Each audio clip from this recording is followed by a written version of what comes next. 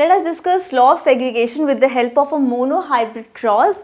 Monohybrid cross is a cross when we are considering one characteristic trait at a time. So, in the case of monohybrid cross, we will take one characteristic trait, that is we have tallness and dwarfness, the height of the plant. So, this law of segregation is also known as law of purity of gametes. This is also known as law of purity of gametes. Why? Because there is only one allele in the gamete, so they are always pure. That is why this law of segregation, in which the alleles are separated and in the gametes we have only single allele, so they are always pure. So this law is also known as law of purity of gametes. We are going to discuss this law of segregation by a monohybrid cross. Monohybrid cross is a cross in which we are taking only consideration only one characteristic trait. So let us see how we are going to do this. We have parents, and the parents are pure tall and pure dwarf. So it's a cross between pure tall pea plant and pure dwarf pea plant. Why I am calling these pure? Because it is a homozygous allelic pair. The same allele, this is the same allele, both the alleles are what? They are same. So it is a homozygous pair, and this is also homozygous pair because both the alleles are same. That is why they are pure breeding tall pea plant, and this is pure breeding dwarf pea plant. When we denote something with uppercase letter, means this is the dominant characteristic. When we write it a capital T, an uppercase letter, it means it is a dominant characteristic, and when we write it with a lowercase letter, it means it is a recessive characteristic trait. So what is going to happen when we are going to have gametes? We will have the haploid cells which are going to have this allele, this allele, this allele and this allele. So the gametes are like this. When they are going to combine during fertilization, you can see we have this combination, a capital T and a small t, a capital T and a small t. So what the progeny is going to be, remember, if according to the law of dominance, if the dominant characteristic trait is present, it is going to express itself and the recessive one will not express. So the progeny that will appear is tall. So it will be tall, it will be tall. But we cannot say that these are pure tall pea plants. Why these are not pure tall pea plants? Because they are going to be hybrid tall.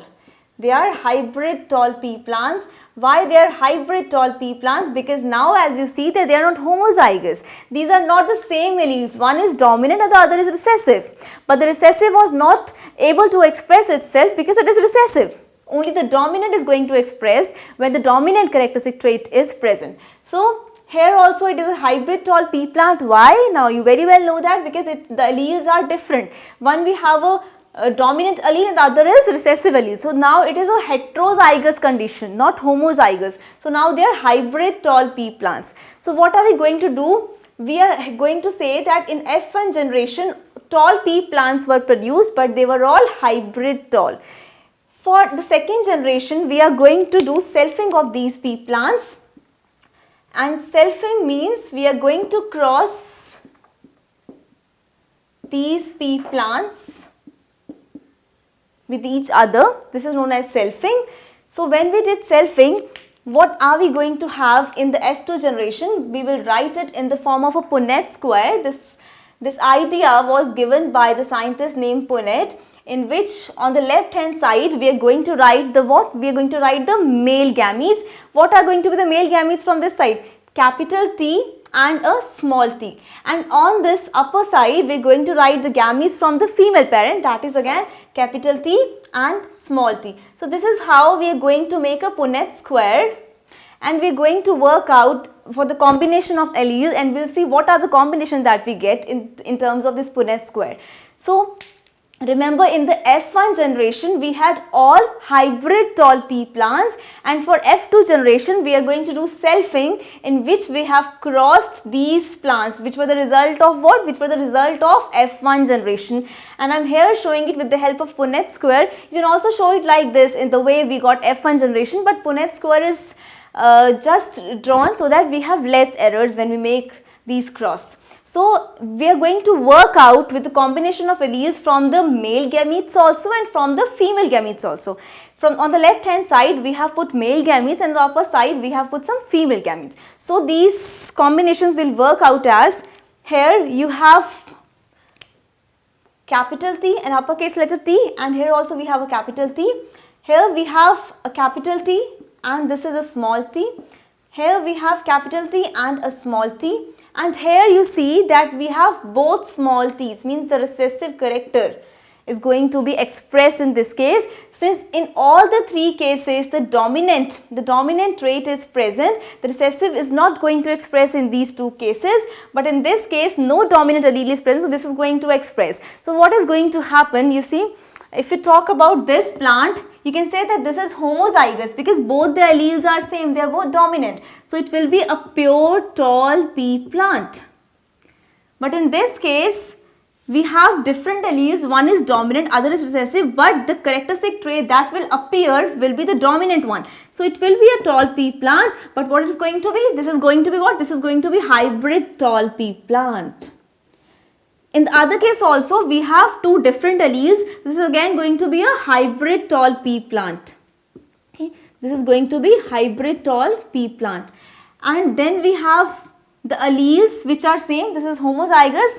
So we have pure but dwarf. They are pure dwarf pea plant. Why? Because now this is the recessive character. This is going to be expressed since there is no dominant characteristic trait. So we have pure tall, two hybrid tall pea plants and one pure dwarf pea plants. So let us work out on the genotypic ratio and phenotypic ratio. So let me recall what is the genotypic ratio and a phenotypic ratio. In the genotypic ratio, remember we are going to talk about the genes, and in the phenotypic ratio we are going to talk about how the plants looks by appearance. As you can see that if we talk about these three plants, so these three plants will appear tall to you. So what is going to be the phenotypic ratio?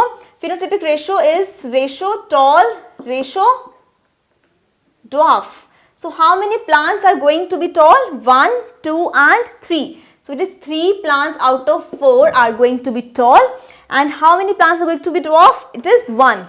So 1 plant out of 4 will be dwarf. So this is what? This is the phenotypic ratio. Remember, phenotypic ratio means from the outer appearance, 3 plants will be tall and 1 plant is going to be dwarf. Now let us discuss the genotypic ratio. In terms of genes, what are the possible combinations we have? We have pure tall. We also have hybrid tall. And then we have pure dwarf. So, how many pure tall pea plants we have? We have only 1 pure tall pea plant. How many hybrid tall we have? We have 2 hybrid tall pea plants, and we have pure dwarf pea plant. We have 1 pure dwarf pea plants. So, this is the phenotypic ratio and this is the genotypic ratio. Remember, this is capital T, this is capital T, small t, this is small t, small t. So, the genotypic ratio is 1:2:1 and the phenotypic ratio is 3:1. If we talk in terms of percentage, what we can interpret here is 75% of the plants in F2 generation are going to be tall and 25% are going to be dwarf plants.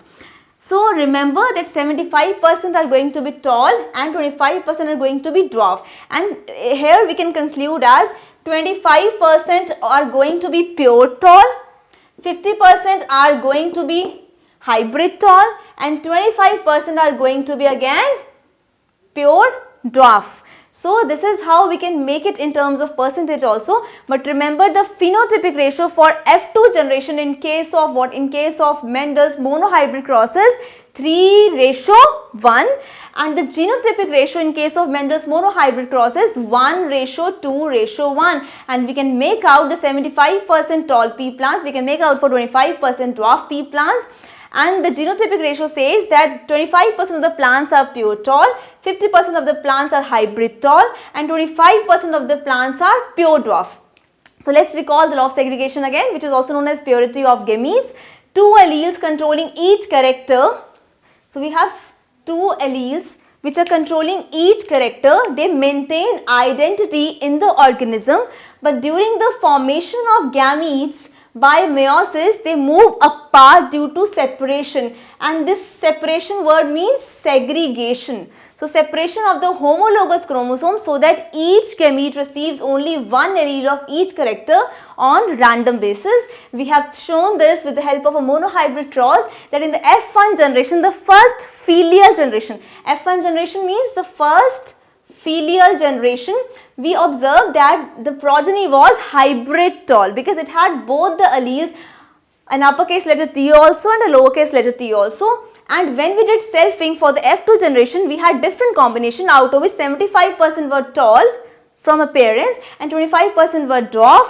But in case of the genotypic ratio, we had 1:2:1, which conveys 25% were pure tall, 50% were hybrid tall and 25% were pure dwarf. So just remember the law of segregation and remember how we have got these ratios from this monohybrid cross. Remember the monohybrid ratio is 3:1 phenotypic ratio and 1:2:1, that is the genotypic ratio, because here we are discussing the type of genetic outcomes. So here this is the appearance 3:1. 3 plants out of 4 are going to look tall to you. And in case of genotypic ratio, we have this combination. We have 2 hybrid plants, one pure tall and one pure